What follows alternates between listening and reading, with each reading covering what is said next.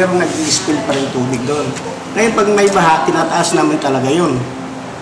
Ay yun naman, yung baha naman natin pag bumabaha dyan, nasa mga 4 meters ang height ng ano. Kaya pag nagganon ang height ng baha, pumapasok na yun doon sa Socorro. Lagi naman yung bumabaha dyan na pumapasok sa Socorro dahil mababa yung bayan na yun . Samantala, kanina sa regular flag raising ceremony ng mga empleyado ng pamahalaang bayan ng Socorro, sa panguna ni Municipal Mayor Rolando Ariola, nagbigay ng kani-kanilang ulat ang mga hepe ng bawat tanggapan kung saan bagamat walang naitalang nasawi mula sa insidente ay malaki naman na naging epekto nito sa agrikultura. Gayunpaman, binigyan diin naman ng alkalde na handa pa rin ang kanilang bayan sa mga sakuna at dahil sa nangyaring paghahandaan nila ngayon ang relokasyon ng mga residenteng nakatira sa tabi ng ilog. Kami ay nakahanda dyan. Even before my very first day in office, sa first term ko, yan ay inano ko na yan. Yan ay lagi kong inuulit sa sa disaster council namin. At ako diyan, quarterly meeting kami diyan. Most especially pag dumating na ng half year, let's say that is July. Kasi yan ang nakikita natin kasi dito sa Pilipinas na na wet season. So inaano ko yan. Lagi kaming aware. Titignan natin mga ibang lugar na katulad ng Fortuna. Una, relocation doon sa mga nandoon sa doon sa kung tawagin natin doon yung balisbisan ng yung ilog. Kasi paglaki nun, sigurado yun, tama sila sa kanila. Tama agad sa kanila yan. So, ang ko ngayon dyan ay i-convene ko ulit ng Municipal Disaster Risk Reduction Management Council para mahingian ko sila ng mga assessment at saka ibang recommendation para may namin yung tamang plano. Samantala, bilang chairman ng Provincial Disaster Coordinating Council, sinabi ni Provincial Administrator Angel Saulong na handa sila at may sapat na kagamitan sa pagresponde sa anumang sakuna. Yung ating PDRT, nakahanda naman yung gamit natin dyan. At saka meron din ang PNP. Kasi nung una naming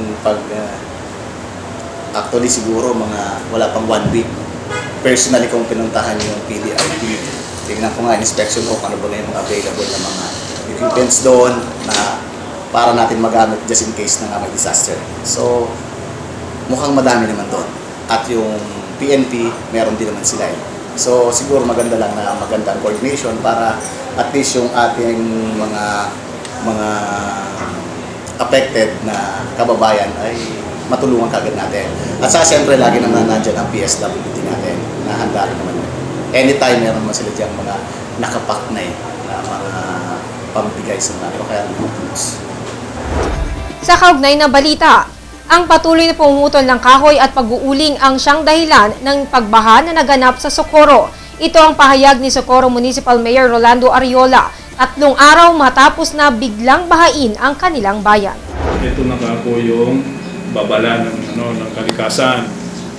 Ito na po yung resulta ng walang habas na pagputol ng kahoy, walang habas na paghingi ng ng kapahintulutan para mag-uling on the guise of poverty, Sabi, yun na lang daw ang paraan para sila ay makatawid gutom sa mga niya. Pero hindi nila alam na ang mga ginagawa nila ay na yan, distraction. Hindi mo pwedeng gamitin ang poverty to disguise distraction.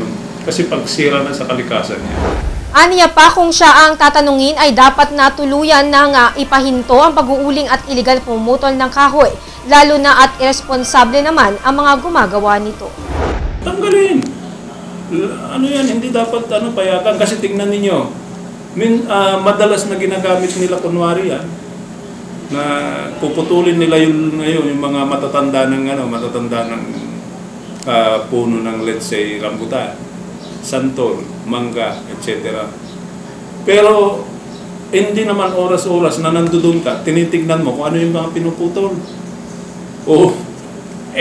Iba na pala yung pinuputol, hindi lang naman yung ano na. Ang inuuling na kung ano-ano ng klase ng kahoy. So wala. Kung papayagan mo yung pag-uuling, di gagamitin lang nila yan na na dahilan para maputol din yung ibang kahoy. Total dapat yan. Total na totally stop. Kung akong masusunod Ang problema lang kasi kapag nakuha nila yung mga requirements na inano ng sentro, ministerial sa akin na mag-ano ako ng endorsement. So dapat steeper requirement ang kailangan sa sentro yan. Aminado naman ng alkalde na mahigpit ang pagbibigay nila ng endorsement sa mga nais na magputol ng kahoy at dumadaan ang mga ito sa pag-iinspeksyon ng kanilang agriculturist. Ngunit dapat anya na maging mahigpit rin ang tanggapan na nagbibigay ng permit sa mga ito, partikular ang DNR Senro, dahilan sa lahat naman aniya ay napeperwisyo sa sakunang dulot ng mga nasabing aktibidad.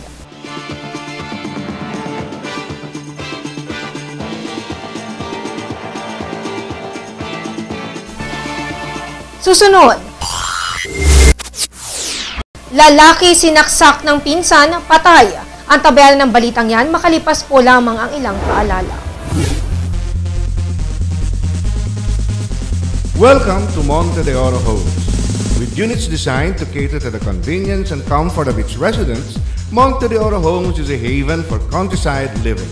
A perfect place for those who would want to combine green living with modern-day facilities and amenities. Our model unit types: row house,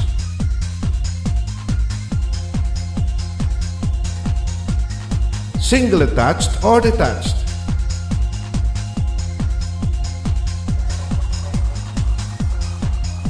townhouse,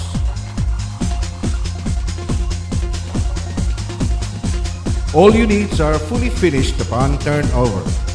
House and lot package starts at 700,000 pesos.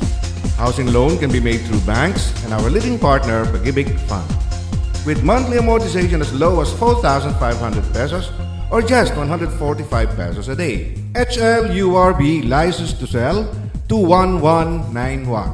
Owner and developer, Consoville Realty Development Corporation. Enjoy these amenities. And with a flood-free strategic location with close proximity